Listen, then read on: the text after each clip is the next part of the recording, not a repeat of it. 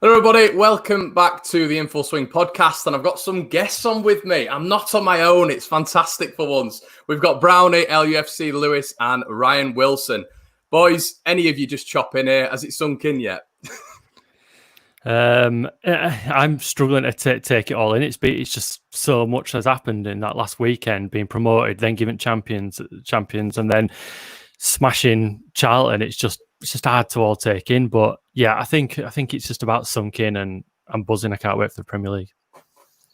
Yeah, I think we never do things easy, do we? So for it to just us be sat at home with our feet up one day after the next, it just felt too easy. I think that's why it's hard to sink in, because we didn't have to actually do anything over that weekend. And I think that's what made that weekend a little bit more mental, because again, we didn't see. I mean, we finished 10 points clear at one point. But this time last week, Thursday last week, we were thinking, oh my God, we've got to beat Barnsley.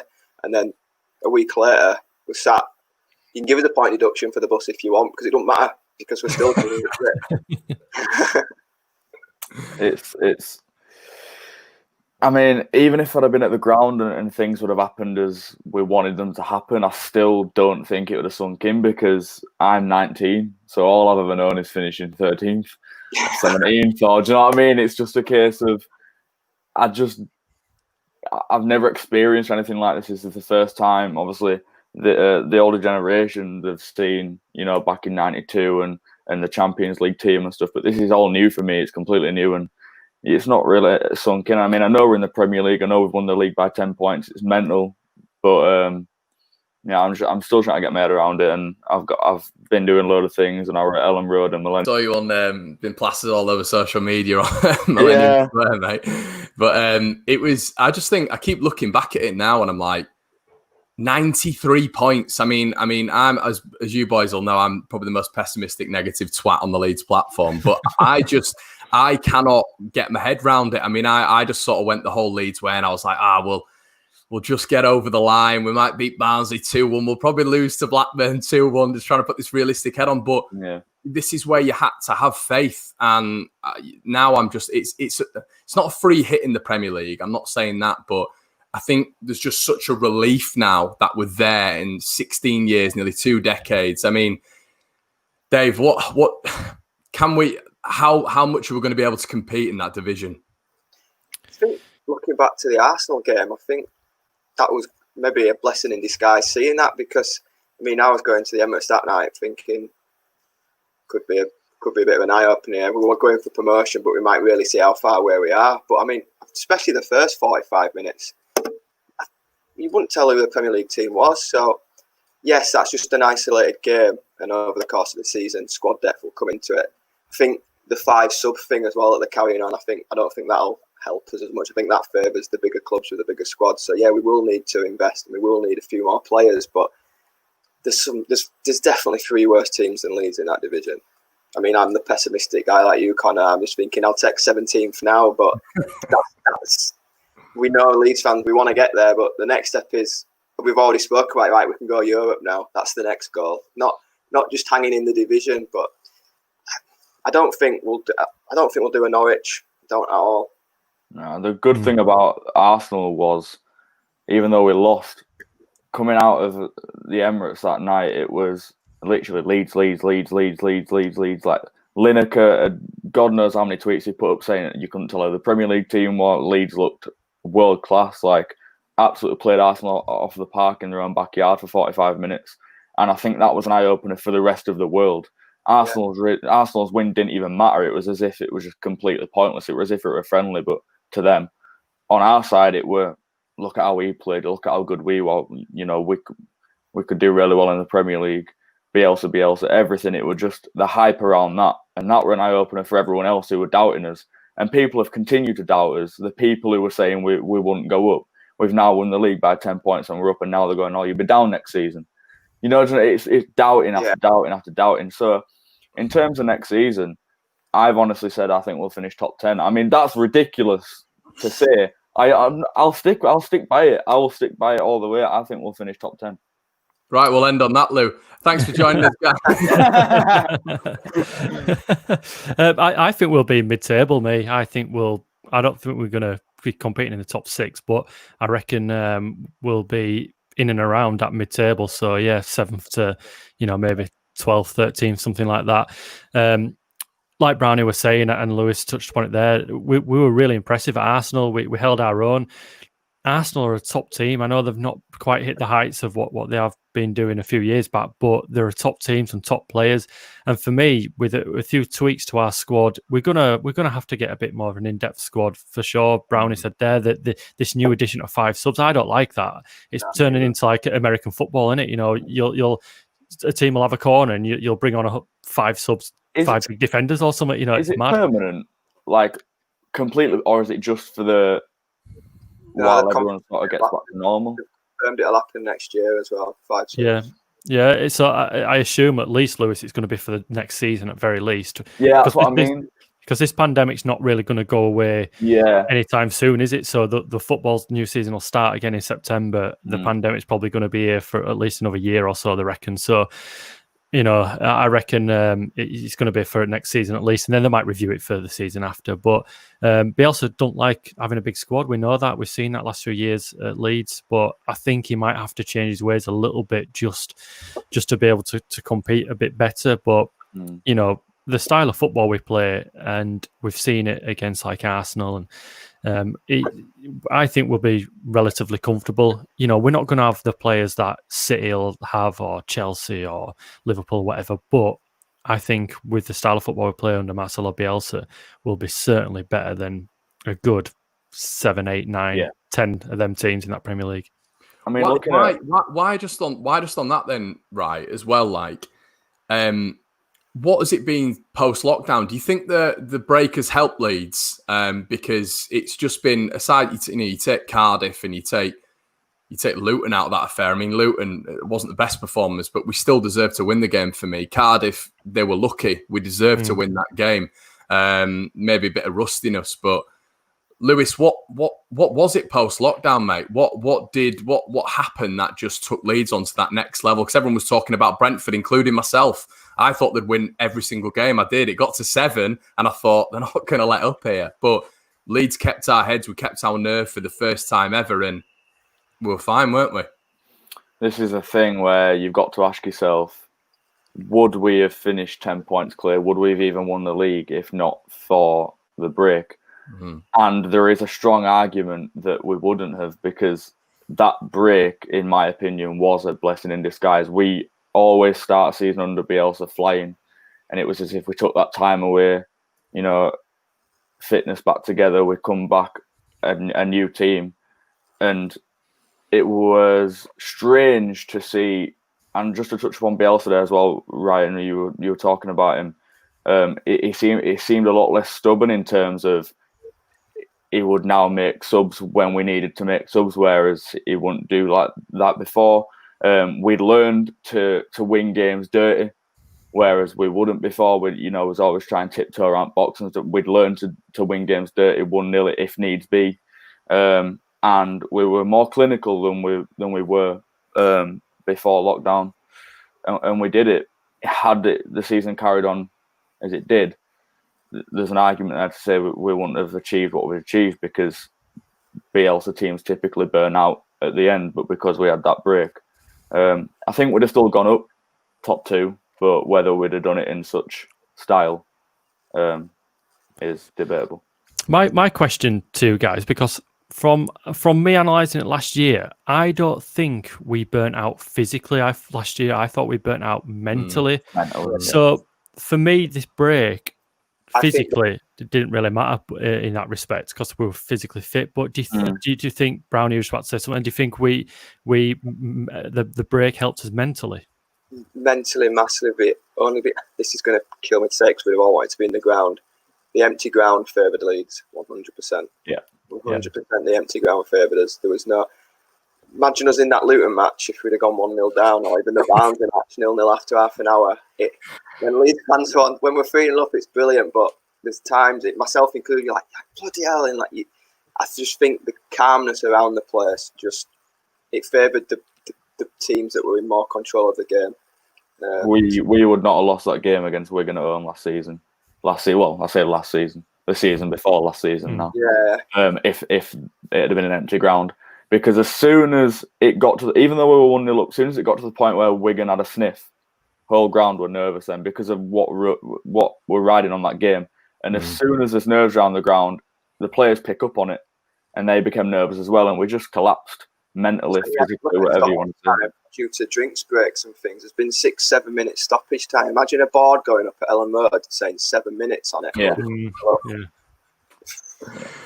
Yeah. I think it's a really good point. I think both of you are right. I think it has helped us out massively. And people saying that that's the only reason we got promoted. It's not at all. No. I mean, we've been the best team by a country mile. And I tweeted out as well. I said, on that 7-game run, if Brentford had have ran into us, that would have been a different story because we'd have ended that 7-game run pretty early for me. On Brentford as well, it's a completely different pressure being third chasing and being in the top 2. It's notable that they've never got to that top 2.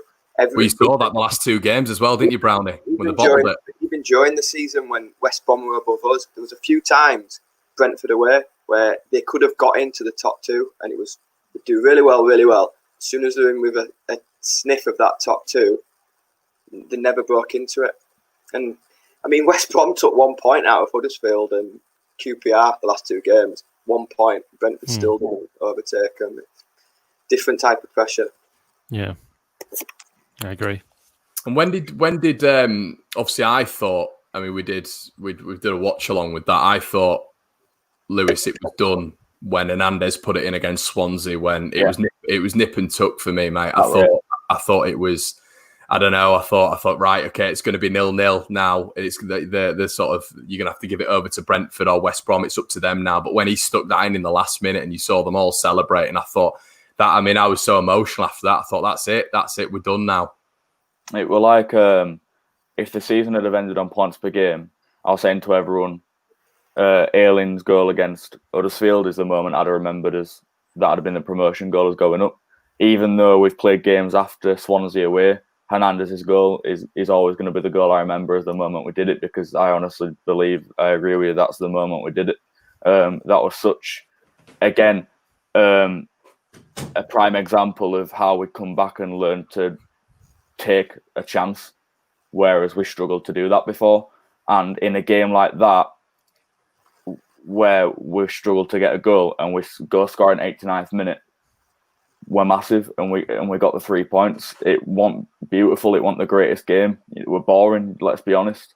There weren't many chances, but we won it, and it were absolute scenes. I saw your reaction on the watch long. Obviously, I put them all together on that compilation, and obviously me, I've never leaped so high in my life in Garden, but that'll be the moment I remember. I think that weekend as well, we had the toughest game. That weekend, and we still won. It was just more of a, like you say, it was a statement of just, like Brentford tweeted, "We're not going away." I think that was the moment where it was like, well, Leeds ain't going away either. That was the moment.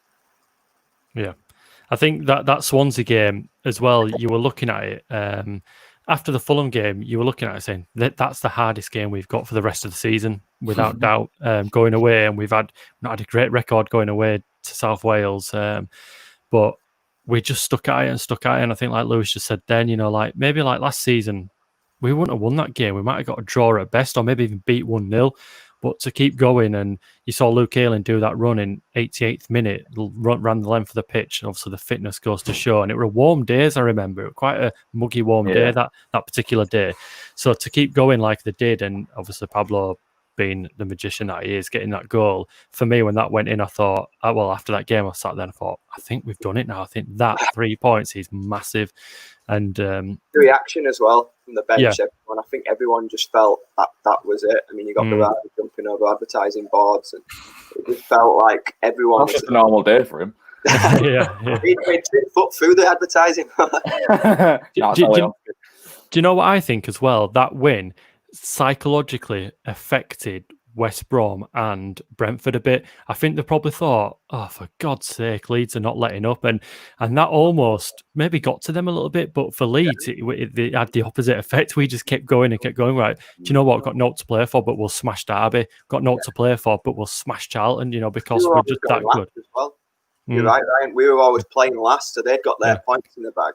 And then they were looking, it was like, look, I mean, that Brentford-Charlton game, when they were 1-0 up Charlton, all Leeds fans would have been like, get in. And then you see Brentford turn it around and you think, oh, for God's sake, it'll be exactly the same for them. Exactly right. They're watching us. They think that we drop points because it's going into the 90th minute, and then Hernandez pops up with a goal. You're right, absolutely deflating for them. It was perfect, though, because the amount of games we had where we were playing teams who needed to come at us, they couldn't just sit back and shut up shop. Fulham, Blackburn, Swansea, games like that. That suits us down to the ground when teams need to come at us, because we love to just pass it around and catch them on the counter-attack, whereas, your Lutons who come there, and Stoke tried to do it but failed, and shut up shop. Shut up shop is the way you try and get a result against Leeds, because they catch you then. Luton did it. You mentioned Stoke then. That penalty before half time, their game plan would have worked to a treat if that's the term. That's what I mean. We always struggle to get that. Yeah. So, boys, this is what I wanted to touch on as well.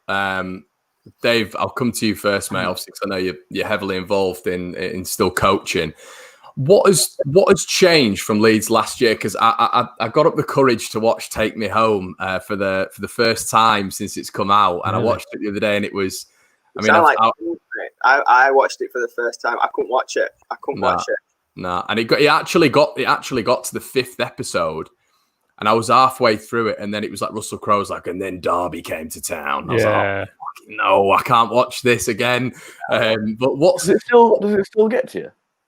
Do you know what, Lou? It's a good question, because they still live on the fact that they caused us so much pain that night. I've not felt that pain in my life that I felt that night, and I think that we've had the last laugh, but that will still be imprinted in my mind. Yeah. When you talk about Bielsa's first season, the first couple of things that will come to mind is wonderful football, but that Derby defeat that will come in. Do you know what struck me? It was the amount of drama that year. You had the debacle with Villa. You obviously had Spygate, the Spygate conference afterwards that Bielsa gave, and just like 7 injuries a week. It was just, and it was just chaos. The season was absolute. I'm the same. I watched Take Me Home for the first time over the last weekend, and I didn't realise how many injuries we actually had last year. Like the Sheffield United away game, you had like Ayling, Cooper, and all them just stood in the tunnel. Yeah, I think that was massive last year. The injuries, I couldn't remember us having so many injuries last year. The Forest away game, where there was Cooper, Berardi, they were all in the stand when celebrating. And when you look back at it, you think, bloody hell, our squad was threadbare last year for quite a lot of it. Whereas this year, Dave, do you think then, if that squad was fully fit, like it has been really this season, aside from Forshaw, the odd injury here and there, because we've actually done quite well injury-wise this season, do you think that there's been a massive difference in this squad? Obviously, I know for me, Ben White's been the big difference, but aside from him, you sort of take him out. Has there been that much of a difference in the squad quality?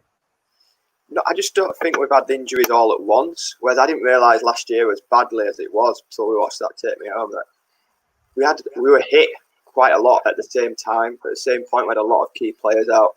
And like you said, Derby, you saw all the players laid out on the pitch.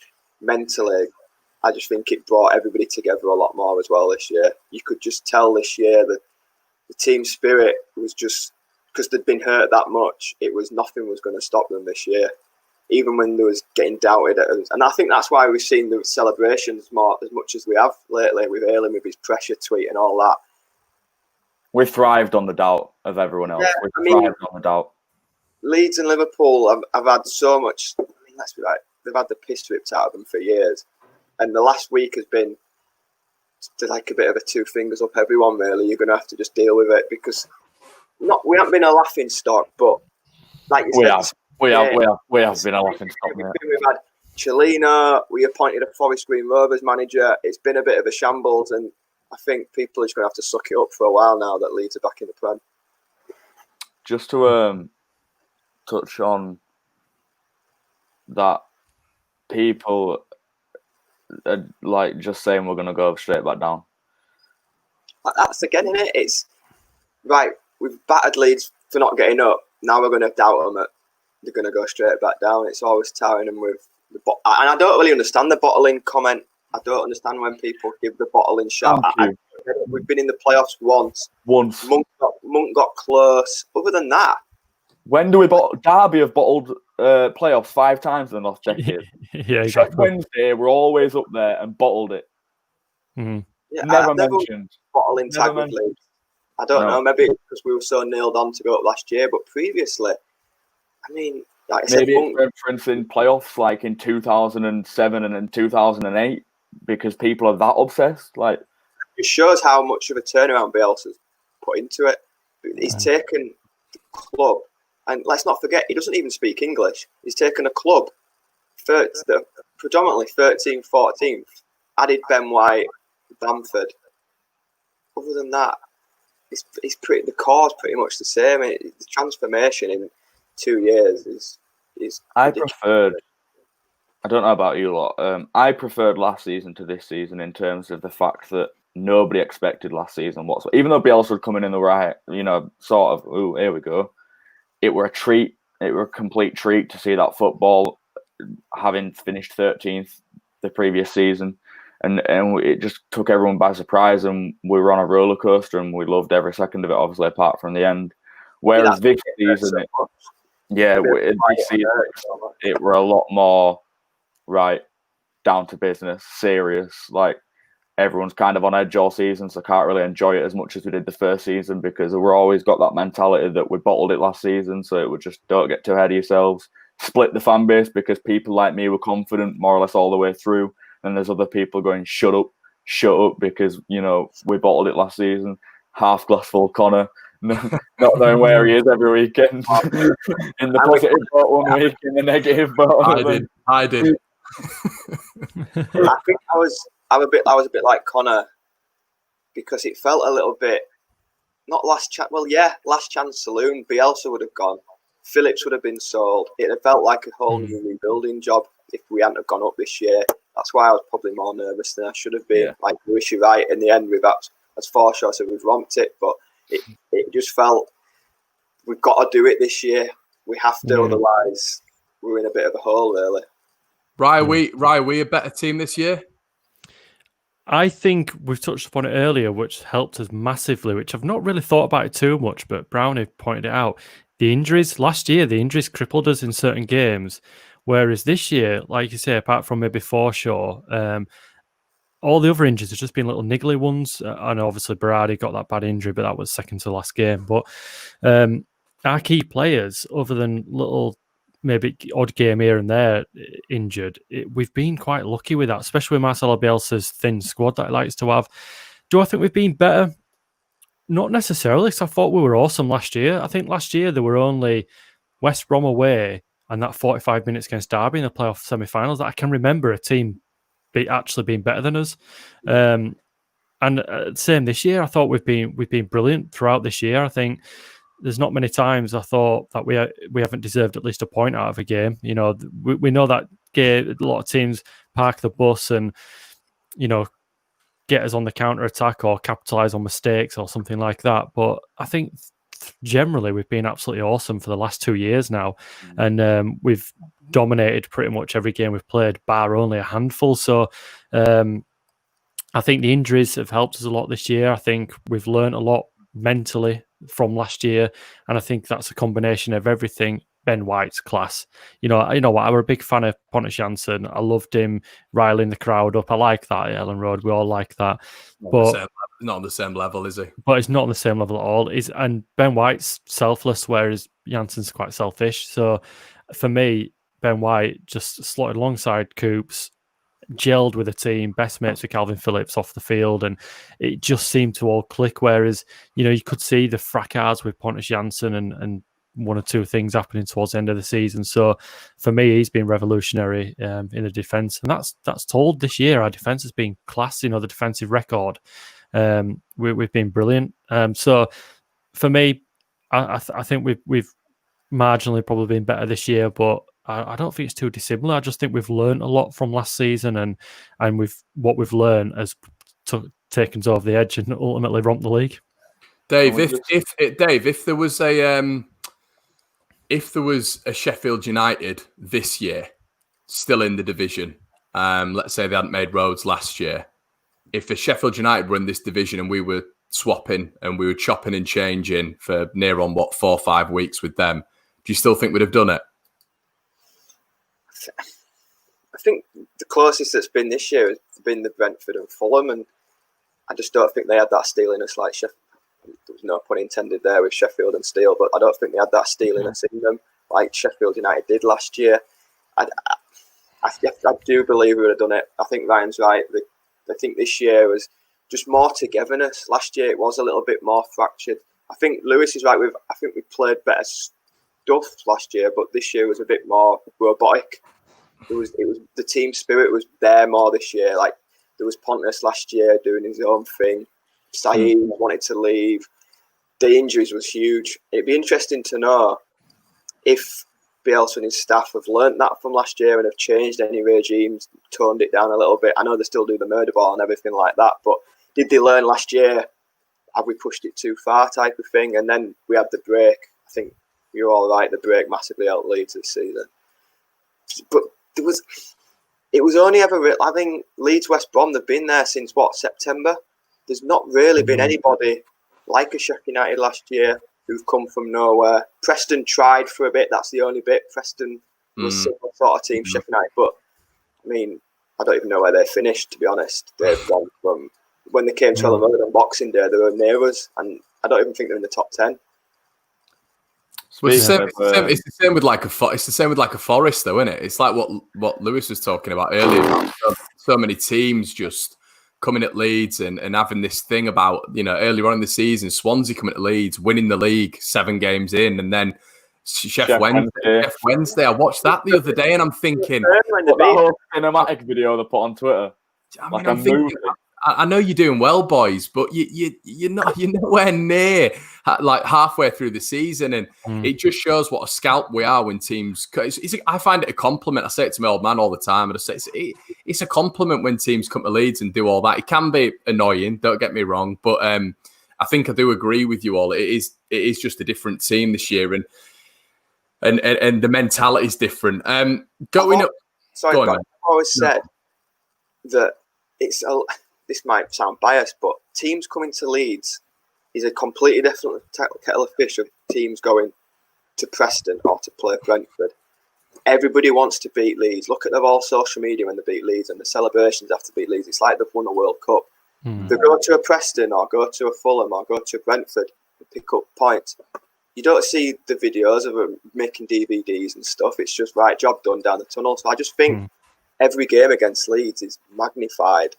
And do teams put more into playing Leeds? Probably. Look at the record of when teams have beat Leeds and then the next game, they've not done anything. So I think to finish on 93 points after 46 games against teams that definitely put more in against Leeds just showed how far ahead we are of the league, really. Yeah, the worst one has to be when Hull celebrated Cardiff's. Oh, God. Draw. That's the weirdest thing I've ever seen. Well, 24, so well done. Well, Lewis, I where I was sat at Ellen Road, I sit next to the away fans' social media teams with our press pass, and honestly, the whole one were horrible. They were awful people. They're clearly the guy who were writing their tweets hates Leeds. Honestly, I was sat next to him. I wanted to throw him off gantry. Like it were doing my head in. Like, but end of the day, we've got the last laugh, haven't we? But see, that's a weird thing as well. It's linking to what Brownie said. It's like every team in Yorkshire seems to just have a cemented hatred towards us, and I couldn't care less about Rotherham or Hull or Barnsley or Huddersfield.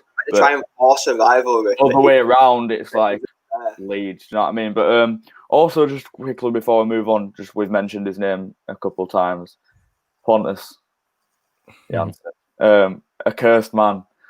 You look at his last 5 years in football. He got told he'd never play again. Then he come back. Then he finished 7th. with Monk. Then we were top at league under TC until Christmas, and then bottled that season. And then under Bielsa, we finished third. And then this season, he's finished third. And once again, he stayed at Griffin Park until half 11 on his own. He's made it all about himself. Yeah. Whether that's his aim, I don't know. Whether he genuinely has got that big of an ego and he wants all the cameras on him, I don't know. Or he's just an emotional guy and just don't want to talk. I don't know. I think part of it is ego, because the first thing we saw of him when he come to us were ego, and we give him it back and fueled him up. And that's probably half the reason it led to what it did, because we bigged him up and made him believe he were bigger than the club possibly, and fueled his ego. So, and at Brentford it's the same, because he's come in and completely revolutionised their defence, which is what they've needed for years. So they'll give him the ego there as well, and obviously he's got to face the playoffs again now. So what do you think to him? I think. Do you know what? It's interesting as well, Lou, because I think when you look at Brentford naturally, and probably Dave and Ryle have something to say on this as well. When you look at them naturally, I always saw them as they're technically gifted. I think as a team, they're extremely gifted in so many areas, but they always missed. They always missed the gobshite. They missed the leader, and obviously with Janssen going in there, he's stood next to a centre-back who, in Ethan Pinnock, is a very, very good defender. And obviously he's got Rico Henry at the back as well. I think it's Dalsgaard in it right back. And they've just got a technically gifted team. So I think with Leeds, we've got leaders all over the pitch, and we didn't need another leader. We didn't need another Gob. I think we needed someone technically gifted at the back. And we got that in Ben White. And I think that's where the puzzle sort of fit. I don't know what you think about that. No, that's a very good point. I think you fit nail it head there as well, and just off what Lewis says, I think he's mainly ego, if I'm being honest with you, because I remember some games when the going got tough at Leeds, and in one in particular game, I think it were Cardiff under TC, we got beat 3-0 at Ellen Road, the battered us, and he went off as if he'd broke his ankle, and he thought, oh Christ, that looks like a bad injury. I remember that. And then Wolves at home. No, it was Cardiff at home. I'm sure it was Cardiff. He always did Coops get sent off. But he did it a few times. So this is why we're getting confused. But this particular game I'm talking about, this were on a Saturday, and he ended up playing on the following Tuesday. And the way he went off, I honestly thought it damaged his ankle or whatever it was that he went off holding. Like I think he got stretchered off possibly. But we were like 2-0 down at that point, and I remember talking to my mates. I was sat in the south stand stood in the south stand at the time. I remember saying, he just don't fancy this. I said, he don't fancy it. He's bottled it. And, and I honestly thought he had that in him. When the going's good, he's top of the world, giving it all chance to the crowd. But when the going got tough, I honestly felt like he used to just want to not be on the pitch and just, if it maybe like a spoilt child, like it ain't going his way, he ain't interested. Touches on that team spirit again. This year, it just felt more together. As less fractured than last year. And I mean, Brentford, they feel like we did last year. Seeing the scenes against Barnes, like Lewis just said, he was sat in Griffin Park till half 11. Ben Rama was laid out on the floor like they'd been relegated.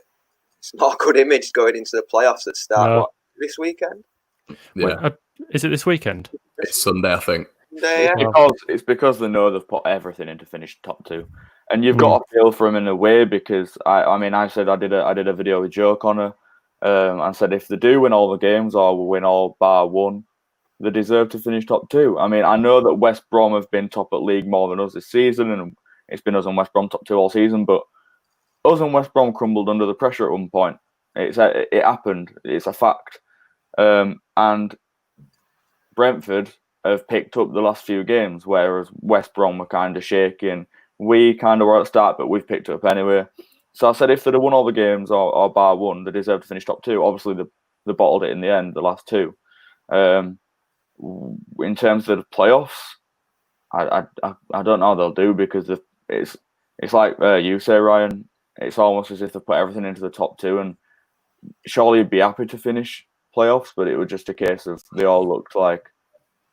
I know. Do you know what? I'm not even going to say. I think it was just a case of they know they could have finished top two on the last day. They know they should have had it wrapped up the penultimate game because they had the chance to overtake West Brom then because West Brom bottled it and they didn't. So they'd have been absolutely gutted. But in terms of playoffs, they've got the best attack in the league. In my opinion, they've got the best attack in the league. Yeah, I'd agree with that. Do damage to teams, 100%. But there's teams in there who've had experience going up the last few years and in the playoffs like Fulham and Cardiff. So I don't know how they'll do. I'll tell you what, it's going to be interesting, these playoffs, because Swansea are arguably the in-form team and Brentford have lost form, and it's, they face each other first of all. So I think, do you know what? I said this other day on an LS11 thing I did. I'm looking forward to the playoffs. I know there's Leeds out in it, of course, and look, we've been in the Championship a long time. I kind of know the insides and out of most clubs and the rivalries, everything that goes on. And I'm honestly looking forward to the Championship because I'm a football fan as well as obviously a massive Leeds fan. But I think it's going to be good watching these teams go head to head. You know, you've got two Welsh teams in there who hate each other. So if they might meet each other in the final, who knows? But 2 London teams as well. Yeah, and then 2 London teams. So I think it's... I'm looking forward to it, mate. Do you think, boys, as well, just because I just want to touch on this as well. You know, when you were just talking about Janssen there, something just went in my head. Do you think we also saw, obviously, Cooper last year was excellent, I thought, best year in a Leeds shirt for me when he's been at the club. But I thought there was maybe not a mistake left in him.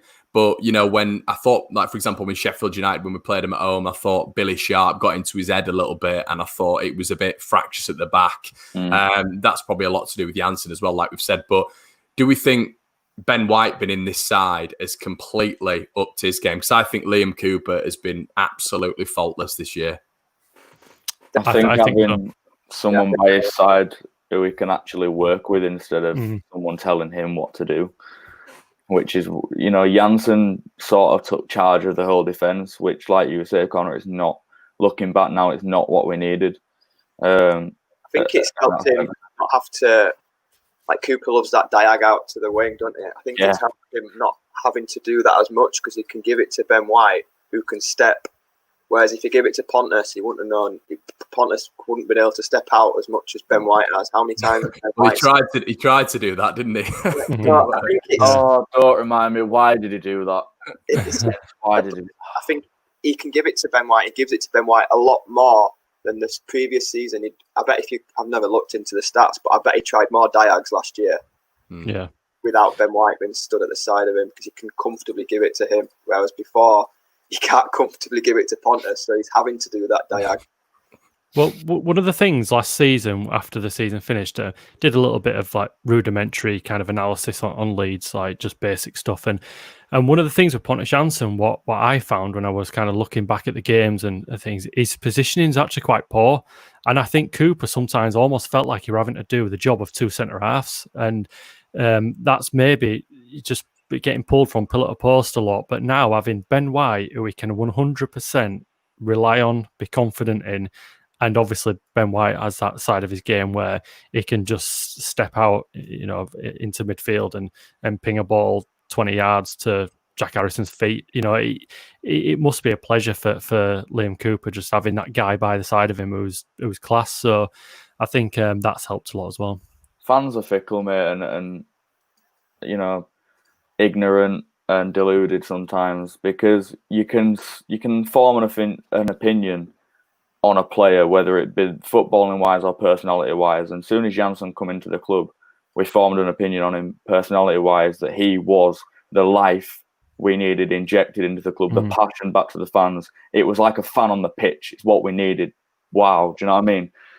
So whenever he was at fault, it was almost as if people just turned a blind eye because he was the golden boy. Do you know what I mean? And it's the same with Phillips now in this team. You just took the word. Exactly. If he has a bad game, people turn a blind eye because it's Phillips, the golden boy. Don't say anything about him. If Bamford, however, plays absolutely out of his skin, the people who have still got the mindset that, fuck, he don't score enough goals, you know what I mean? Like, what? And they'll just turn a blind eye to him having the best game in a Leeds shirt. Or if he scores a goal, it's like, he still should have scored more. Whereas Phillips could have a really poor game, and it's like... There's been games this year where Phillips has probably been like Charlton away. I can remember just shouting him off. I remember that. Behind me, Brownie goes, "What are you on about? You can't take Phillips off." I'm thinking, QPR away. Yeah, I was fuming. Well, I think Conor Gallagher has had him on toast twice this year. I think Conor Gallagher obviously at Charlton, and I think the Swansea game, he didn't have him on toast, but I thought he had the better of him. And I think you've had a couple of players who've done that. I think Eze always has a really good game against him, Ejaria as well at Reading.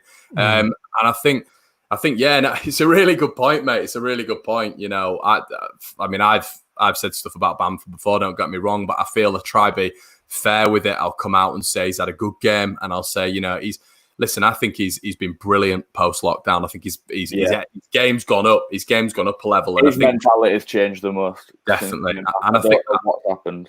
That's it, mate. And I just think, I think, mate, consistency.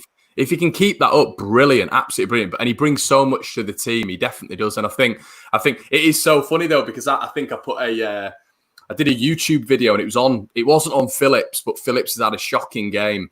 I think it was last year, actually. It was when he did one of his stupid tackles. It might have been at QPR away. And I turned around and I said, that is an embarrassment. We need him here more than ever.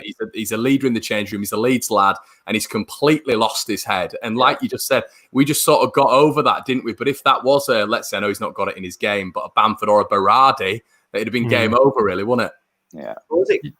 I think it was QPR where Bamford did kick out at someone, and if he'd have got sent off, there was a game away somewhere where he has booted someone and he should have been sent off. And if he had got sent off, he'd have got absolutely hammered. Oh, yeah. I don't know which game you're on about, but I think after Villa at home last season, Bamford learned not to sort of dive or just act like a 3-year-old girl. Yeah. Do you know what I mean? Like it's embarrassing for us as well to see that when it gets played back, because we do the same with Grealish. You know what I mean? We'll slow down clips of Grealish and put them on Twitter and just, you know, rile Villa fans. Whereas people putting out it's embarrassing. It's embarrassing. So I think he's turned though, hasn't he? Because I think after that Derby game when Keogh just sort of the semi-final, and Keogh had him in his back pocket, and that fourth goal where Keogh just ran about 80 yards and just no one took him down, and he played that ball in, and I think a lot of people were just like, by the end of that, they were like, Bamford's never going to wear the Leeds shirt again. But he has, I think, credit to him. He's there's been times this season where I think he's been maybe a little bit underwhelming, but I think post-lockdown, when we've needed him, when the pressure's been on, he's been excellent. He's led from the front, without doubt. Certainly this post-lockdown period, he's been superb. Yeah, he could have maybe taken some of the chances that was given to him. But, you know, 16 goals this season, it's not a bad tally. But we've always said this as well, we always need other players chipping in, you know, Helder Costas, Harrisons, etc. I'm just saying right now that he's got 19 goals, not 16. I'm classing it as 19. I'm classing his goal at Luton. I'm classing his goal at West Brom, and I'm classing his goal at Huddersfield that was disallowed for offside, and it was clear onside. He's on 19 goals this season, and I won't otherwise. I think you're right there, Ryan. I think last year we had more people chipping in with goals. Klitsch got a lot more. There was more goals, so it sort of like masked over the fact that our centre forward didn't have as many. But this year, it's solely been on Bamford. It ran hard one last year because basically Roof and Bamford were just yo-yoing in and out of the injury room, weren't they? And, you know, fortunately, half of the time, it was just nuts to have a consistent strike. We just couldn't get a consistent striker last year. And I think I remember saying the back end of last season, or maybe after we'd got beat by Derby, I think if we had a Chris Wood, a consistent striker, or, you know, we would have smashed this league. But it is what it is. But no, West Brom, they've got Robson, Conor, and Austin. I think Bamford's got both of them put together. We've got more than them two put together. And see, this is they're putting in and out, aren't they? Robson, Conor, yeah. I thought Austin would be class this year. When they signed him, I thought he's gonna be one of the top goal scorers at this level. Obviously not, but I don't. Just to go get him as well, Austin. But I don't think Bilic overly. Not doesn't rate him, of course, but he's benched him so much, hasn't he? He's just been like a bit of an impact player. The previous game, the QPR game, he didn't play with him. He played Callum Robinson down the middle, so that just shows how much trust and faith he's got in them too. Yeah, I know.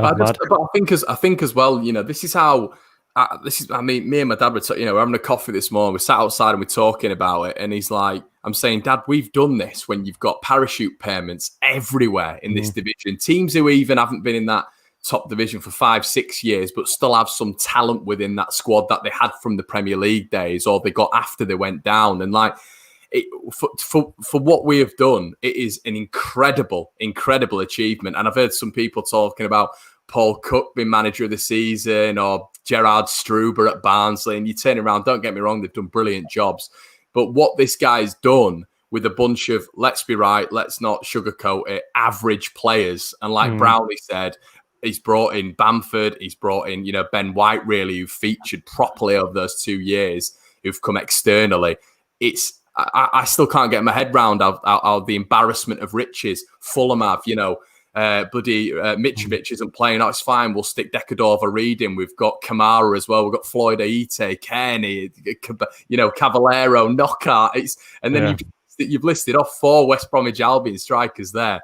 Callum Robinson, I don't think he's started for them yet, but they just bring him in as a 4th striker, and it just shows how brilliant of a job the players have done. Bielsa and Radrizzani, really. Touching on the top scorer thing again, like you look at Watkins, Mitrovic, top scorers, Graben, have scored more than Bamford. None of them have got promoted. It is about a team. It's a collective, just the team. West Brom, Robson Canon's got 9. They've got promoted. It just you can have a striker, mate, who can score 30 goals a season, or you can have a striker who scores 16 officially, who does everything he possibly can and plays out of his skin for the team. And it goes unnoticed by the people who don't watch football. There's people who watch the results. There's some people who don't care about the game itself. And it's frustrating when they try and talk about the game, but they don't understand it. They don't look at the runs a striker makes off the ball. It's like when, I don't know, you'll have to remind me against Bamford blocked it off at line. Who was that against? Cardiff, wasn't it? Cardiff, right. He were in the prime position of a number 9 should be in, right there. It was the wrong ball across the box. Should have been to Bamford. It'd have been to Bamford, it'd have been a goal. But everyone just thought, he's blocked up. What were he meant to do? Fly? Like, it were a 2-second move. There was no way we were getting out of it. It was just unfortunate, but he were in the perfect position a number 9 should be. Sorry to interrupt, but did you see the following game? I think it was the following game. Would be it were Fulham, wasn't it? Yeah. And one of the goals, Tyler Roberts. I can't remember who scored one of the 3 goals, but Tyler Roberts were in front of the ball, and honestly, he jumped like he were out of a basketball team or something, as if to say, like, I'm not doing what Bamford did, and he just proper leaped out of the way, and he was nowhere near the ball, and I thought, I wonder if he's been looking at all the shit like Bamford was getting and stuff. So I thought, I'm not going anywhere near that. And it was funny actually because somebody clipped it on social media and went, he's definitely not doing a Bamford here. But Lewis is right. Bamford he were in the right position. He was that close to Harrison shooting. Look, he's not Spider-Man, is he? Ain't got Spidey senses to get out of the way. So I initially give him the benefit of the doubt there, even though I was frustrated and like. Of course, we were frustrated. Yeah. It should have been a goal, but what Lewis said, if it had been Klitsch blocking it on the line, I'm not sure anybody's hammering Klitsch blocking it on that. But the whole game at home early on in the season, Bamford was in exactly the same place when Alioski scored from the touchline when he took the keeper out of his hip. He did that for a person. He was stood on the goal line. It was just the Cardiff one. Harrison blocked it, but he's been in that position quite a lot of times. I've backed Bamford since he come here. Like I'm one of his biggest fans in terms of just sticking by him, and it means a lot when you stick by someone all the way. You're not fickle. You don't change your opinion back and forth. You stick by him because that's what support means. I mean, I try and sort of convince people, but I don't try and shove it in people's faces too much because everyone's entitled to their own opinion. Football is about opinions. And I've backed him all the way, and it's nice to see it pay off. He knows, he's not thick. He knows there's a lot of times he should have scored, and he'll be so frustrated with himself. But it doesn't matter because we're up, like you say. He scored 16 goals officially. You can have a striker who scores double that and they won't go up. Like Mitrovic carried Fulham. Fulham would have been bottom 6 if not for Mitrovic this season. Fact. It's a really good point, mate, because like you've just said, it's like, well, Mitrovic, you take him out the equation and you take Graben out of Forest's goals, and it's like, well, Leeds we've had a cohesive unit, who's got us promoted. We've not had a goal scorer who's out and out scored 30, 35 goals. Even like a Norwich had with Pukki last year.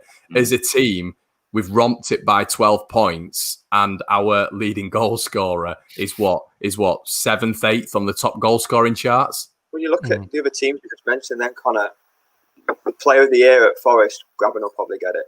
Fulham, Mitrovic will probably get it. The Leeds player of the year, people had all loads of different opinions. Yeah, we're struggling. That just shows the team effort that it's been. There's arguments. I mean, I'll be honest, I voted Dallas, but there's arguments for Hernandez, Dallas, Ben White. You could go around the team. If anybody have got that player of the year, you couldn't have really argued with it. Whereas you look at other teams, there's only one person going to get it in other clubs. And I think that just echoes the team cohesion and the team effort that it's been, really. It's but Lewis, if someone turned round and said, because I can see a few of the comments, if someone, just to play devil's advocate, if someone turned round and said, we can have someone who presses from the front, does so much off the ball, works within the team, everyone around the team's done excellently well, had a brilliant season, but this lad's scored 25 goals or 26 goals. Do you see what I mean? Because a lot of people are saying he should have had 30 goals, so it doesn't matter. Right, and what difference does that make? Then we win the league by more points. We still won the league. So, all right, you got a more impressive points record. We're still up. We still won the league. There's no different outcome. Well, it might have won us. Having a striker who scores 10 more goals might have won us an extra 2 games. It doesn't matter. We've achieved. You can also apply that to so many situations, can't you? You can say, well, what if Messi had got another 10, 15 more than Ronaldo this year? It works sort of in so many different ways, doesn't it? But boys, he should have scored more goals. We'll have all got. He knows he should have scored so many more goals. He knows that. If he'd have, with his game, would he be playing in the Championship if he took every one of his chances? He wouldn't be in the Championship. Well, that's it, yeah. That's it. That's what some people have to realise. Like, if he were scoring 20, 30 goals a season in the Championship, it wouldn't be at Leeds right now. It'd be a Bournemouth or a Burnley or one of these, mid-table. It's a little bit different, though. Because I said that's where next season is a little bit different, because now he is in the Premier League. Yeah, of course. The difference is I have an argument with my mate Paul Fowler all the time, who is adamant that Coops and Bamford don't start the first Premier League game, and we need to sort of just literally rebuild, more or less. And no, because you don't pull a team apart, and Sheffield United are proof of that. Wilder's done brilliant with them, not ripping that team apart. A couple of good additions, and look how well they've done. Obviously, they've bottled Europe, but to even say the sentence Sheffield United have bottled Europe when they were in League 1, 2, 3 seasons ago is it's incredible. To say, do you know what I mean? So he's done incredible with them. It's a family that he's got, and we need to have that. Coops has been here 6 years. Dallas has been here 5 years. You can't drop these kind of. You've got to give them a chance. Whether you think they're good enough or not, they start 100%, because Cooper will start the first. Cooper will start. Bamford will start. Bielsa won't drop Bamford. He starts. Whether we bring Cavani in or whoever we bring in, Bamford's still starting over him. If he doesn't live up to Bielsa's expectations, then he will be dropped. But he'll start that game. The big question is, guys, we've only got about 6 weeks until the season starts. And we know categorically that players don't just come into Leeds United and get into Bielsa's team straight away. So there's a big point here where, regardless who we bring in, it might not be till October till they're almost Bielsa ready. Do you know what I mean? So I think I can see on some of the comments coming in, somebody said about Bamford will work relentlessly over the summer on his finishing, blah, blah, blah. And it's probably right. Yeah, Tommy Firth, this comment here. And for me, Bamford worked incredibly hard this time last year, because after that Derby game, and you said it, Conor, Keogh had him in his pocket. I was talking to my uncle over the summer, last summer, massive Leeds fan, and he said Bamford's too soft. He said he gets bullied. But then this year, he's not being bullied. It's the opposite. He's worked on his weaknesses, which last season were being soft, I thought. Because I thought last season he was actually quite a good finisher. He seemed to take most of his chances he got, but he got bullied a little bit. Whereas this season, he's got stronger, but maybe not taken all the chances that he should have taken. So if he works a bit more on his finishing, if that's even possible to do. I was just going to say it's hard to work on finishing. It's one of the hardest things, again, to someone who doesn't follow the actual game of football, you say to someone, it's hard to learn how to finish. They go, what do you mean? You just shoot on target. It's not. You've got to take so many things into account. Exactly. In the game. The defence isn't going to be the defence you're playing in training. It's not. The keeper isn't going to be the keeper you're playing in training. Everyone has their own tactics and everyone makes their own decisions. And in certain situations, defence, Bamford, one of his biggest weaknesses is his right foot. If defence forces him onto his right side, that's it. It's not so one-footed, isn't he? That was echoed in that Barnsley game recently. I mean, we scored, but he's through on goal on his right side. Yeah. With hindsight, probably good job he didn't shoot because it came back to us and we scored. But not many strikers are not shooting on the right foot there. With boys, with regards to, obviously we'll start touching on next season a bit, because I think we're doing ourselves a disservice if we don't talk about the Premier League here. But I'll go to you first, Dave. Where do you think we need to improve, mate? If we do at all, if you might not think we do at all, which is absolutely fair play. And what sort of positions would you strengthen in if the power was yours?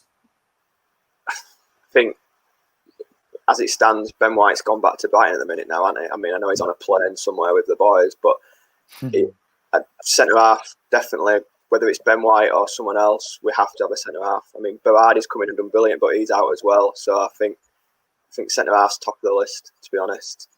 We'd love it to be Ben White, but we're not going to be the only club in for Ben White. I don't think he'll play for Brighton next year. He'll be somewhere else, but hopefully Leeds. But centre half, definitely. Conor, I've backed Bamford all season. I think he will play a lot, but we don't really have another centre forward at the club. I know Robert steps in there, but a striker will be the first thing. First forward. It has to be. I just think, like we said at the start, 5 subs is going to make the squad massive. I just think quality, just add quality. We have got the basis of a really strong side, just quality. I agree. I think a defender, a centre-half, has to be number one, because as it goes right now, Ben White's not a Leeds player. His loan deal's up, so we've got a hole in there. So whether we sign him, which I want to sign him so badly, I think, because he's got the rapport with the players, he knows the Bielsa style. He'll just fit back in like a jigsaw puzzle, back into the squad. It'd be brilliant. But if we don't get him, then we have to get another centre half. But then, like Lewis says, I think we need another striker, somebody who's gonna really challenge, if not better, obviously, than Patrick Bamford, because in the Premier League, you don't get the chances you get in the Championship, lads. And the chances you do get, you've got to try and take them. So for me, we have to get some more quality up front, and that might spur on people like Bamford. It might make his game better as well. So for me, a striker and a defender is the 2 key areas we've got to go straight away. Just a quick question on goalkeepers, guys. I personally don't really want to see Casilla at the club anymore, if I'm being honest. That's my personal opinion. I didn't think we would see him play another game. I mean, I'm glad it would play. I thought it was really telling, the celebrations, the pictures. Yeah. I haven't seen one picture of Casilla with the trophy. He was in the background, the trophy was lifted, but I haven't actually seen Casilla involved in any of the celebrations. Everyone, mate. We didn't stand with anyone. He would just sort of stood it back. He celebrated at Derby. He got right in at Derby, like with all champagne and stuff. But the presentation, he won. I think Derby was he not? Because it was Charlton. Was he not involved because it was Charlton? But maybe, yeah.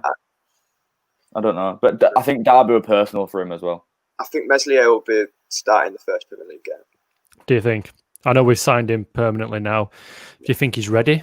I don't think he will. I mean, full credit to him for what he's done these last few games, but he's young, and he's really young, especially for a goalkeeper. I think we've signed him backup keeper, if I'm honest, because I think Kiko's on his way out. He were going to leave at the start of this season. I'm told he wanted to go back again. A proper number one, then. If Kiko's going. We've looked in. I've forgotten who we were looking. Who we were looking into Bielsa's first season right at the start, and I've forgotten who it is. Angus Gunn. yes, that's who we're looking at. Apparently, yeah, I've seen a lot of stuff as well with and I want to touch on this point as well, lads. I've seen a lot of stuff with Sergio Romero at Scum, potentially bringing him in, but. With regards to, I know we're looking at the Sheffield United blueprint a lot, and Radrizzani said that, you look at sort of our back three or their back five, for example, O'Connor, Legan, Basham, Stevens, and Baldock.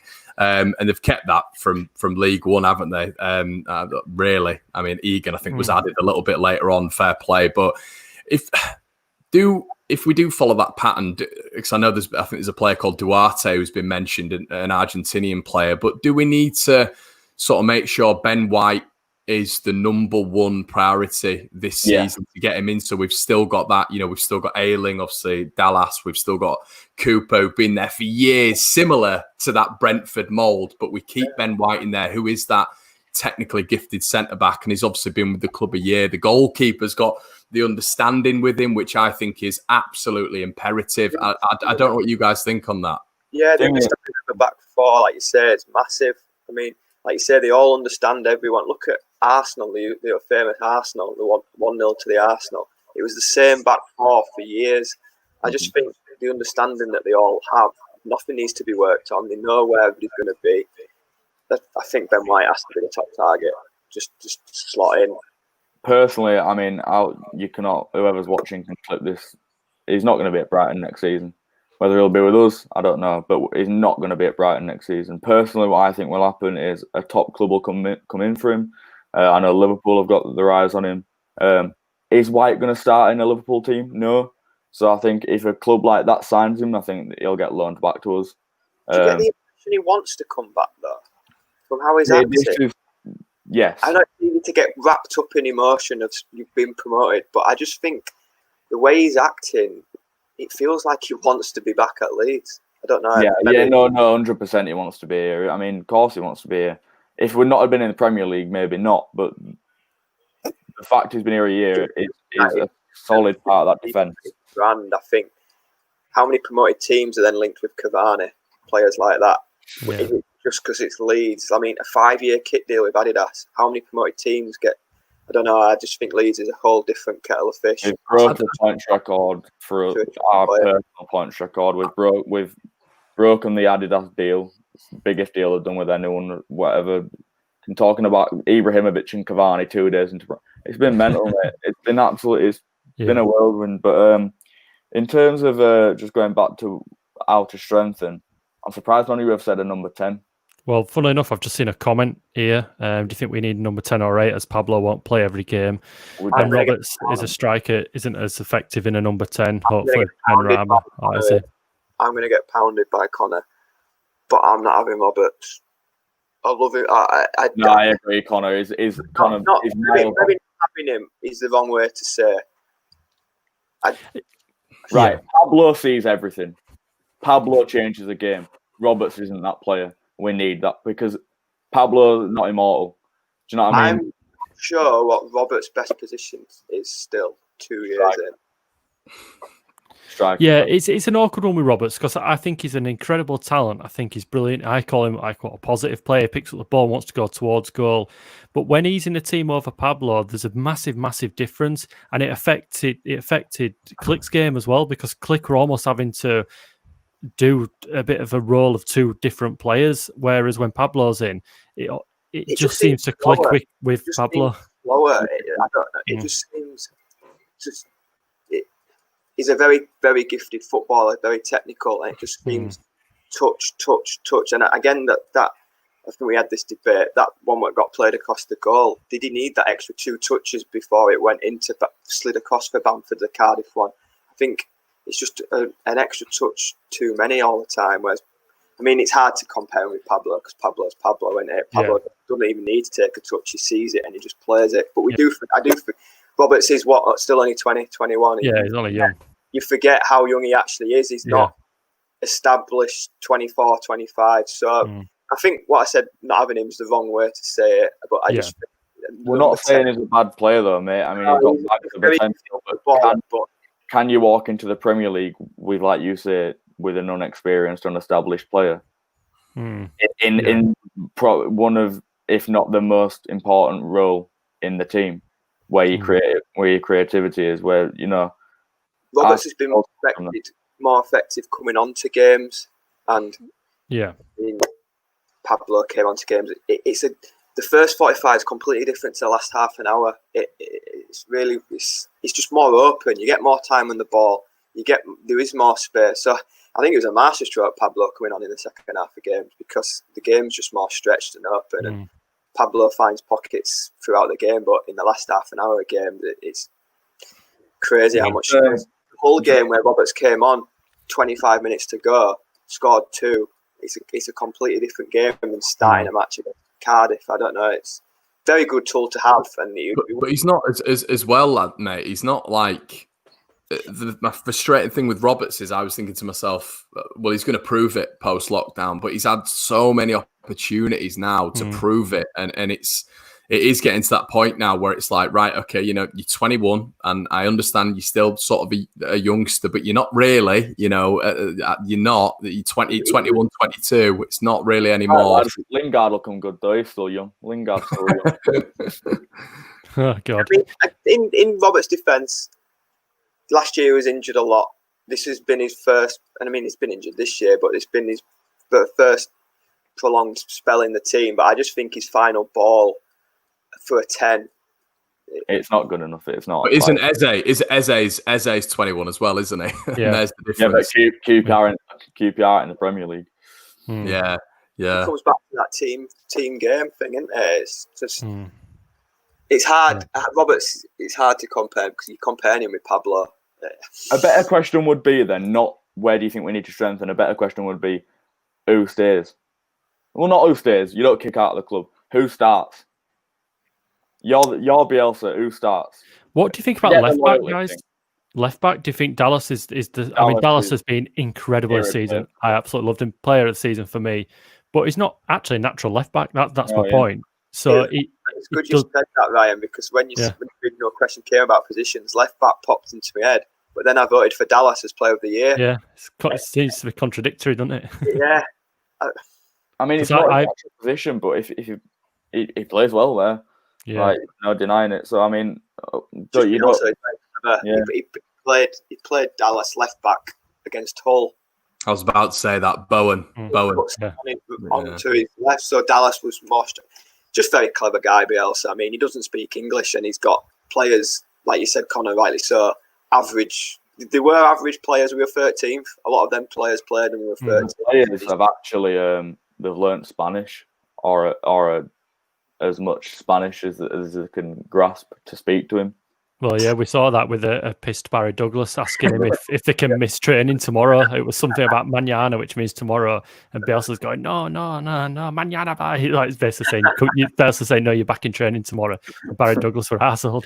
Conor, Ryan, where would you strengthen the most? Well, I would probably, I think, like Lewis and you've said, mate, I think Ben White is priority number one. People talking about Ben Rama and all this sort of stuff. I mean, don't get me wrong. I mean, that'd be brilliant. I mean, Ben Rama is just a joke of a footballer. So I'd love someone like him in the fold. Harrison slowly cries. Yeah. So I think I'd like him in, but even just a goalkeeper, obviously. I think even just like Sergio Romero, the Argentinian link, I think he's decent for scum when he comes in as a second keeper as well. But I'm on the same trajectory really as what Lewis is saying. I really like Dallas, and I think he deserves a crack of the whip. And even if it is, Douglas as a second left back, but then once again, I've got this championship head on. I'm thinking, Douglas can come in and do a job, and if Douglas isn't there, we'll get Leif Davis in. You look at the fixtures and you say Davis will come in. I was thinking this last night. When you were saying about Cooper's going to be walking out at Anfield and looking across, and there's going like Mane, Salah, Firmino. Yeah. It's good. It's but just Brownie's got to be for me, mate. For me, I've said this. I don't know if you boys agree. I'm expecting to take an absolute pasting from numerous teams next year. I'm expecting that. I think if don't get me wrong, Bielsa's going to go out there. We're going to surprise a hell of a lot of teams, and I think we'll stay up comfortably. Touch wood. Yeah. But I think we will. But you've also got to for me, you've got to get your realistic head on. When we're going to City away and you've got De Bruyne and you've got Aguero and you've got Jesus, Mahrez, all these boys, Sterling coming at you, and they're going to invest again. And they're all... Yeah, but City, like, nobody's saying, and if people are saying this, then they're deluded. If people are saying we can compete with Liverpool and City, exactly, we're not gonna, right? Yeah. But I've said we'll finish 9th. Can call me deluded. I'm going to stick by it. I've said we're going to finish 9th because it's unrealistic to say we can compete with City and Liverpool. Can we beat Chelsea? Yes. Can we beat Man U? Yes. Can we beat Spurs? Yes. Can we beat Arsenal? Yes. Of course we can beat teams like that. 100%. I can see us doing double over Spurs. I need your number, Lewis, to be able to speak to you before matches because I get... So do I. I need to speak to him more. Technically, ability-wise, we can smash teams like that. You're right, though. Like we mentioned, Arsenal. United against Spurs. We went toe-to-toe with Arsenal at the Emirates. Don't forget, we had Robbie Gott centre midfield that day. Yeah, like, he even had a full team out. Come on. Arsenal are now in the FA Cup final. Mm. They had Ozil in middle of the park. Mm. We had right. What are you saying, mate? Where would you strengthen?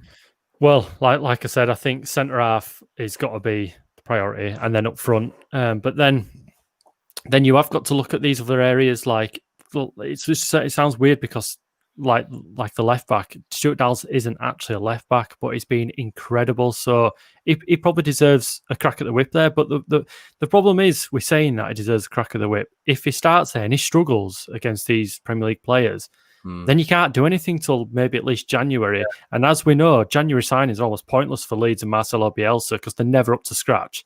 So is it a gamble? Do you know what I mean? Is it a gamble? Like so, and that's not 1 ounce of criticism towards Stuart Dallas because he's been, for me, this player of the season without a shadow of a doubt. Yeah. But what I'm saying is, do we need an actual left back? That's all. But and I do think it's quite important to have somebody to maybe replace Pablo because Pablo's not getting younger, and I think he'll be an incredible impact player, like you said, Brownie. The games get stretched in the last half an hour. Bring Pablo on, he'll tear an ass out of your Burnleys and all these teams in last 10, 20 minutes. Well, we saw that. Exactly. Literally come on against Burnley, 2 minutes in. Ball straight through Sacco. So what I'm saying is you can't rely on Pablo to be playing 90 minutes every week. So it's probably quite important to get somebody alongside Click and then have Pablo to come on. Because I think maybe after next season Pablo might retire or something. Yeah. So if he hadn't gone up this year, he could potentially have done it. Yeah, exactly. He just wants that Premier League season, but I think. The back four, Dallas, Coops, White, whether we can secure White or not, and Ayling, that's fine. And we need a keeper in. DM's fine. Phillips, obviously, big price tag on him. He's going to be developed even more. But we need a backup DM. Another centre mid, maybe. Definitely another number 10. Another winger and a striker. Maybe not another winger, but it's just. But apart from that, mate, we don't need to. Like Sheffield United. We all talk about the Sheffield United not really spent, but neither did Norwich. And Norwich have got 21 points. It's a fine line. Like Pookie ripped it up, didn't he? It's your mentality though as well. It plays a big part of it. Like Sheffield United have been a family for 3 or 4 years now. Like it plays a matter. People don't realise how much mentality plays. Like the Revy team, and I'm not comparing the Revy team to Sheffield United, but the Revy team Leeds, he was like a father to them. And as old as they got towards the end, because they were so together, it was just like a family goal. Like we're going to do this. It was a motivation. Whereas Norwich, one of their backroom staff actually came out and said before their penultimate game that as soon as they went up, there were already plans in place for if they went down. How bad's that? Yeah. How bad that you go up and your mentality is going down? Like it shouldn't. Look at Brentford's momentum. They were on a crest of wave, 1 defeat, and now we wouldn't. This time last week, we wouldn't have even hesitated to say Brentford will win the playoffs if we don't get the top 2. Now it's will they do it? Will they not? Yeah, it's a tough one really, but for me, I think the cause there would just probably need 3 signings, in my opinion. Ben White, which centre half would you go get? This is it, because this is it. I think I saw something this morning, because there's like Lewis said, there's a huge possibility, probably more likely than not, that Ben White doesn't come to Leeds. There's a massive possibility just because how good he is. Yeah. So, then what do you do? Do you sort of go down the South American route, or do you sort of stay with sort of that British nucleus that, they might be able to maybe communicate a bit better? You don't want a language barrier on the first game of the season against scum away, do you? So I don't know how it's gonna work out. But obviously, this Stu Mick, I think, has said Gaich, Cavani, Jonathan Silva, 2 strikers, and Cavani can operate wide in a 3. Efficiency would be through the roof. Jonathan Silva, lad, can play left centre back or left back like Laporte at City. 3 signings that fit that model, and it is interesting, because I think what he's trying to say is we just need a little bit of a sprinkle there, but the sprinkle has to be quality, doesn't it, Dave? A sprinkle. Yeah. This is Leeds. 2 games ago we played Barnsley, and we're talking about Cavani signing, and we need a spring. What's going on, Conor? When we finished 13th, simpler days. Just adding quality. Just add quality. I think I keep saying it. The 5 subs is big. Yeah, that's a good point. It's a big thing. You need quality. Again, though, I think Bielsa's becoming less stubborn, and he'll realise that we can't operate with a small squad, not just because of the 5 subs thing, but because of injuries as well. Well, this 5 sub thing, it's a new thing in football, or certainly English football. I'm not sure if it's happening elsewhere. So Bielsa's going to have to react to it. Surely he can't. But one thing is... look at Burnley's bench since the start of lockdown. It'll catch a lot of teams. Yeah. It'll catch a lot of teams out of the 5 subs. Yeah. What do you think? Got, young centre-back from Spurs as well, Conor. Oh, we have been linked with him. Yes. Yeah, they're after him, aren't they? Yeah, to be honest, though, I don't know if you've seen much of him, mate. All I remember a couple of seasons ago, I think me and you have had a chat about it, actually. I think a couple of seasons ago, I just saw him getting murdered in the Premier League a couple of times. I think he got dragged out. So I thought to myself, Jesus Christ, I can't handle that again. Yeah. I've not seen. That's a good point. We've not mentioned him really, have we? Because I reckon he's really keen on him. But like we say, Ryan, it's the perfect point. We've got such a window now. It's such a small window for players to come in and train the Bielsa way. Are you going to get like a Juan Foyth or a Duarte from River Plate? Are they going to be able to come in, sort of get within the squad, be cohesive and be able to deal with Chelsea or a Man United on the opening day of the season? I don't know. I don't think they will. I think they're going to struggle, to be perfectly honest with you, getting up to the Bielsa speed, unless they're signed literally within the next week or so. It's as simple as that. But there's a lot of rumours about Leeds cherry picking Championship players, and you got if Brentford don't go, you got Pinnock, people like that. We could add Brentford are a bit of a selling club. Let's face it. They seem to get players, develop them, then sell them off for a profit. So. So there's players to be had, but I think anybody coming in, whether they've played in England or not, it's just going to be difficult to be fully up to that Bielsa standard. So it's hard really, and I'm not saying that in a negative way, because it just is what it is. We've seen it. It's why the January windows have always been crap for us.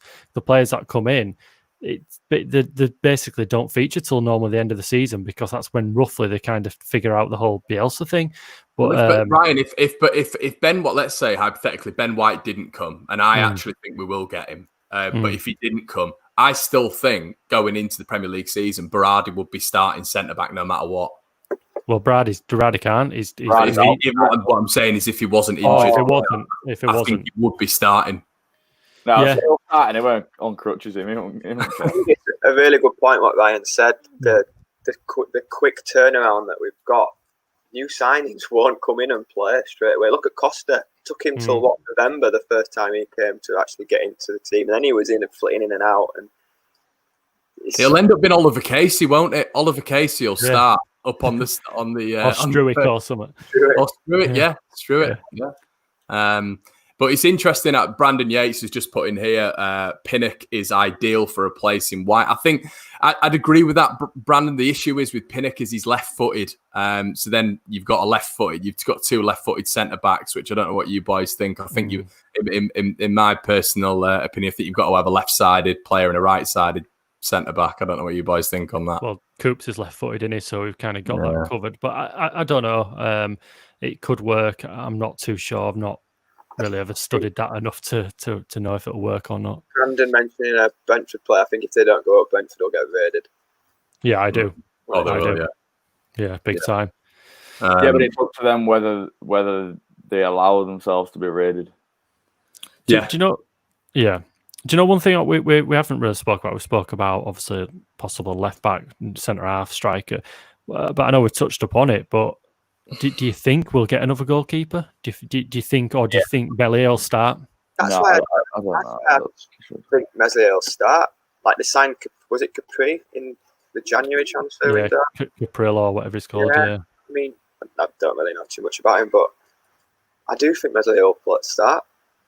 If Kiko is still here, which I can't see, then he'll start because then we've got an experienced backup keeper. Whereas if he's not here, you've got to then look for a proper keeper then. And do you know what? To be fair, even it's the same with Bamford though, isn't it? If we do bring Cavani and or whoever we bring in, Bamford's still going to start. So you can't really then say any different for the keeper, can you? You'd probably be more clued up on it. How big a deal has Kiko got? How many years has he got at Leeds? He had 4, didn't he? I think 4 years. So he don't want to be here. He wants to be back. That's the vibe I'm getting. It just doesn't look like he wants. It's not even because of that, mate. I got told way before the start of season just gone that he wanted to go back to Spain after Derby in playoffs. And I heard that rumour. Yeah, he's on a 4-year deal. We're not going to sell him for peanuts, mate. Contracts mean nothing though. Like I said this to my dad the other day, it's a piece of paper with a signature on it with a load of terms. Like to the term, it doesn't mean if a player don't want to be at a club, they'll be out. If White don't want to be at Brighton, he'll be out. 100%. If a player wants to go, he'll go. Yeah. But the longer the contract, the more money the club will get. Oh yeah. I mean, how much Brighton will be asking 35 million. How much? 35 million they'll be asking for White. For Ben White. Sorry, for White. What? He'll be paying 35. No, Kiko could probably get about 35 quid. But do we think, obviously, boys, we haven't really, I mean, we sort of have. I kind of want to, kind of end on it, really, because it's the big news at the minute. The news of Edinson Cavani potentially coming to Leeds. Obviously, Radrizzani said it as well, that, you know, it would be something that he's interested in on a free transfer. Apparently, he's on about 210 grand a week. So, I mean, it'd be an interesting deal. It'd definitely be a marquee signing. Do we think a marquee signing is sort of what we need right now, or is the cream of the crop from the Championship sort of what you think Leeds should be aiming at, sort of a la Sheffield United that we keep talking about, Lewis?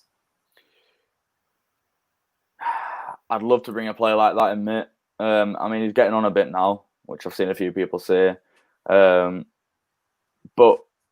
does it have to be him? Because I honestly think, and again, it might just be the positivity and me being biased and naive, but with Bielsa and the Premier League status and the history of the club and the money and the goals we have, I mean, obviously there's limits, but I think we could bring a lot of big names in. I think we could attract a lot of big names. We could go looking anywhere. I mean, I'm not going to suggest people off the top of my head, but you know, if we don't bring him in, we'll bring another big name in. I mean, Raj has come out and said we will break our transfer record this transfer window, money wise. We will do. He said we will do it 100%. I think one signing then spirals. Like you're right, Lewis. The players we could attract to Leeds United because of the history and everything is massive. So once one marquee signing comes in, people start opening their eyes then as to what's about to start. But where does JKA fit in all this? Because we've got to pay 21 million for him. I think Leeds will be just ignoring a few emails. We're doing it. It's that girl you're ignoring on Tinder, isn't it? We're doing a Swansea City. Yeah, I think there's gonna have to be a little bit of a fee there, isn't there? I think they've got us a little bit over a barrel there.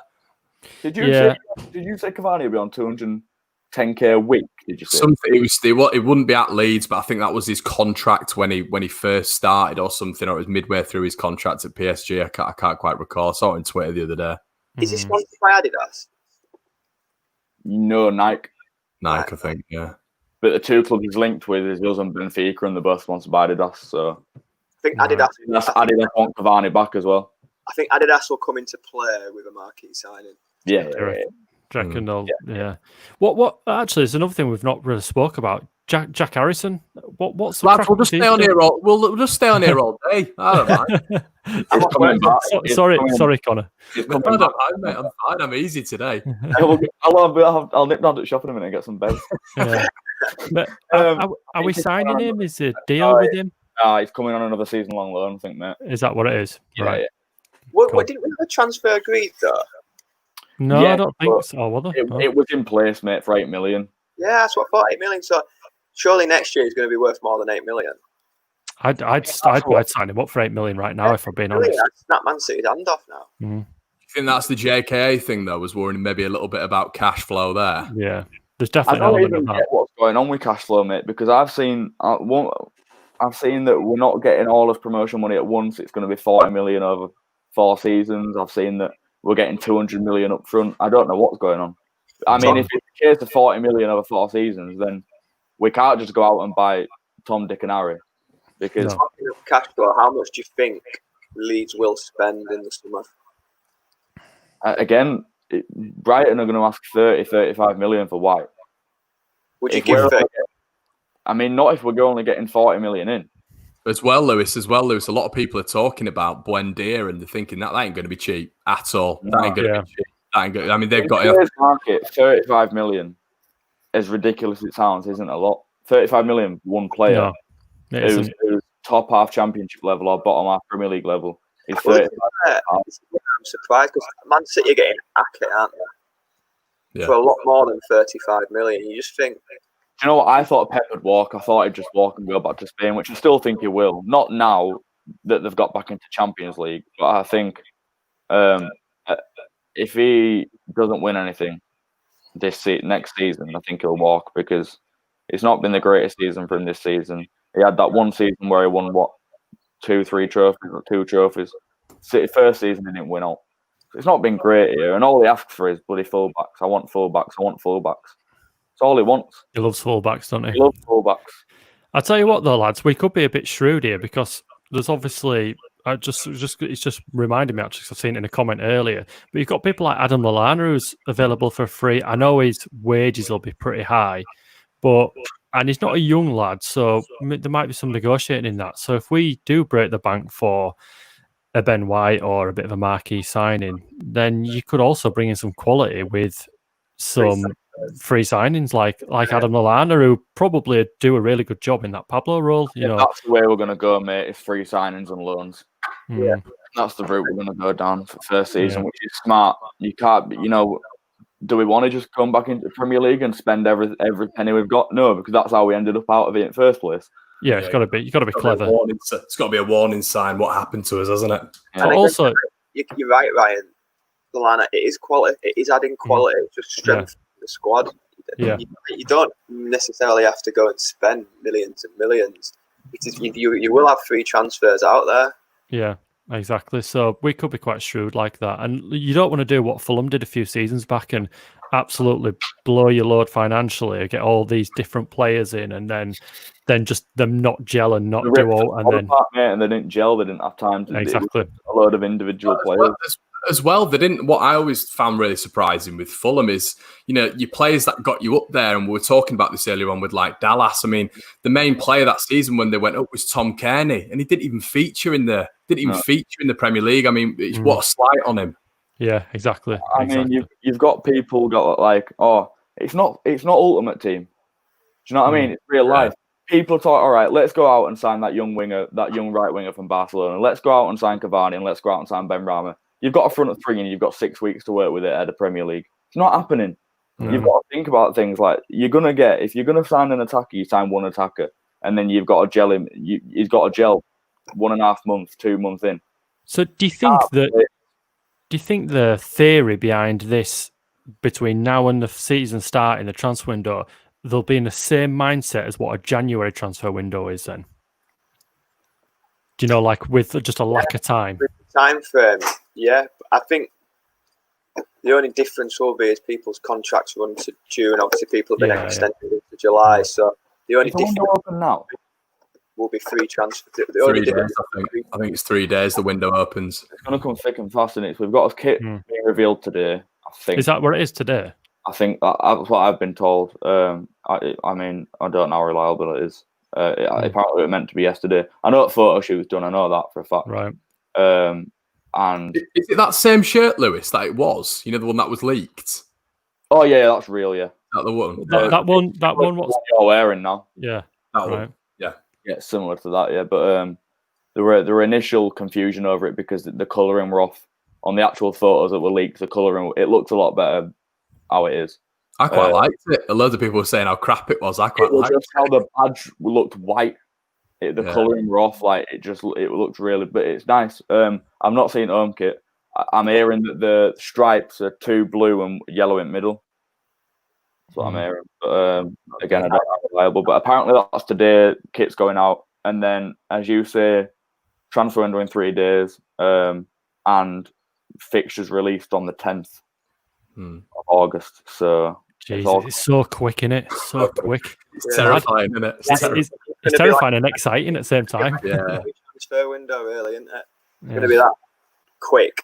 Football's going to be absolutely messed up over the next 2 years, boys, though, because you've got to have this season in before the Euros, and then you've got to get Euros done, and then you've got to cram the following season in before the winter, and then there's the Winter World Cup, which is going to cut half a season.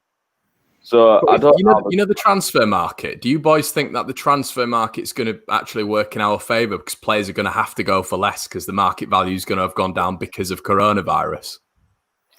Yeah, it could do. Yeah, it could do, but also could work against us when you've got people like Liverpool eyeing up a Ben White, whereas they might have not really looked at Ben White per se, you know, or the equivalent last season because they just gone spend. Right, do you genuinely think that, let's say if Brighton, like they have, are asking 35 million, do you think Liverpool are going to slap 35 million on in this current climate on Ben White? I don't know if they would do that. I don't know, mate. Because I think they would. Yeah, I think they would. Said in the comments that went, Liverpool won't do that. They're not made of money like everyone. What do you mean they're not? They've just won the European Cup. Having said that, everything. They didn't sign Timo Werner at 50 because they said they couldn't afford it. Right. Well, why would they not have money? Where's the money going then? It was what Klopp said, that they didn't go in for Werner due to the current climate. Whether that's just a smokescreen because they're going for someone else, who knows? But then you look at Chelsea. Who are just absolutely spending money. Are we allowed to swear on this, Conor? Yeah. How much of an absolute fucking wanker Frank Lampard is. Sorry, I've had a fucking. Is anybody still crying or not? Has he stopped yet, or is he still? Oh man, he doesn't help himself. I've tweeted. He's very quickly becoming one of the biggest wankers in English football. He's not helping himself. After last season, lying about the bolt cutters and everything, giving the crying interviews like, "Oh, I don't approve," not shaking Bielsa's hand. Running up pitch, doing wanker signs to kids at full time, allowing one of his players to shit on the changing room floor. I know. I think it's when as well because we know and no other club I don't think gets this like we do with Bielsa. Like I think we all see him as sort of our granddad. Like, do you know what I mean? He's such a lovely man who just he's a dying breed. There's no one like him. He came to a second division side, thousands of miles away from home, probably without his family. I'm not sure if his family are here, but without his family to what? To get a club who were a massive club and still are a massive club back to the first division, and to do that for what? For what? He didn't need to do that, and he's a dying breed. And I always say to people, you know, the amount of respect no other team would have let Villa score that. Manager would have let Villa score that game, and no other manager would come out and give a press conference about Spygate to validate why why he does his things and why. And people just do not get it. People don't get Bielsa, and I mean the thing that wound me up, Lewis, was, and it was on Brownie. You'll know it as well, mate, from watching that. From watching Take Me Home the other day, and it's when he's allowing them to score. It's when Terry's going shush, shush, and I want to punch. You know what he said? Do you know what he said to Bielsa? He called him Fat Summit, didn't he? He's like, shush, you fat wanker. Why? That's I've really wanted Villa to come down this year. I just think it'd be hilarious. But yeah, I did big time. And they're out of the relegation zone on that Sheffield United goal at the minute. Yeah. The one that went in. And he comes out and has the audacity to say, you win some, you lose some. Yet after the big deal he made. And I still stand by the fact that Klitsch did nothing wrong. We don't have to kick the ball out. No. We don't have to kick it out. The thing about that was not the fact that we played on, but when you watch it back, Roberts did stop. Yeah, I think that's the thing. The game down, he just likes to slow the game down. Oh yeah, but they also did it. They also did it against Stoke at home about 3 months afterwards. I think it was Joe Allen was down injured, and they carried on and they scored in the last minute and they drew the game. Yeah, it wasn't even the fact that it was nobody's decision but Bielsa's, and you know how Bielsa is. They're just hypocrites. That's what they are. The turning point there for me, where he tried to stop it. Do you know what I'm glad? Because that's when everyone's opinion of him changed from a cheat to, that riled so many people. Fucking fair play award, spying on people, and now he's got a fair play award. He finally won a trophy after 15 years. But it's like what you said as well, Lewis. It's people don't watch football, and you'll get 40, 50-year-old men who've come on who still talk about Leeds, dirty Leeds in the 70s, and hate Leeds. Because I always say, and I think I said it on a video, ask people say, I can't stand Leeds. Why? Go, well, because of the 70s, and yeah, but you weren't born then. So why do you hate Leeds? Let me just ask you a question. How many times, and I've said this so many times, how many times do you see a tweet or anything start with, I hate Leeds, but... Yeah. Yeah. All the time. Yeah. I hate Leeds, but class set of fans. I hate Leeds, but... And then why do you hate us? You're just scum, aren't you? Why are we scum? Exactly. You're just scum, aren't you? Yeah. All right. We all hate Leeds scum. Yeah. Boys, I think that's a nice place to end it on. Yep. Wait, Conor, I just need to touch on something before we go. Go on. It'll freak you all out. Can we just briefly touch on how coincidental this season's been? How many coincidences have been? Not only is it 30 years since we last won the second division, and Liverpool also happened to win the first division. And Coventry won the third. Yeah. Right. I didn't know that, but there you go. I've also seen that Luton stayed up on the last day of a 3-2 win 30 years ago. Really? Wow. Right. Well, I wanted to freak you out, not the other way around, boys. Right? if it had ended on points per game, it would have worked out for us at 1.919. Bearing in mind it's centenary season, which that's obviously 1919. And what was the second point? It was that Huddersfield Town game, wasn't it? Huddersfield scored at 19 minutes past 7. Which is 1919. 1919. I don't like it. It is weird. And I hope we get 19 points next year, that's all I'll say. But yeah, boys, listen, I've taken an hour and 40 minutes out of your day. I literally expect to take 40 minutes out of your day, but I knew when we started talking, and I've called it the Champions Podcast, so we needed to touch on everything, didn't we? But yeah, if you boys like, and everyone in the comment section sort of likes this, we could make it a little bit of a regular thing if you'd be up for it. It's been really enjoyable, I thought. But yeah, if you've enjoyed it, guys, leave a like on the video. This is the In Full Swing YouTube channel. Bit different, bit new. But boys, thank you so much, and we'll see you later, guys. Cheers, guys. See you in the Premier League, boys. Bye-bye.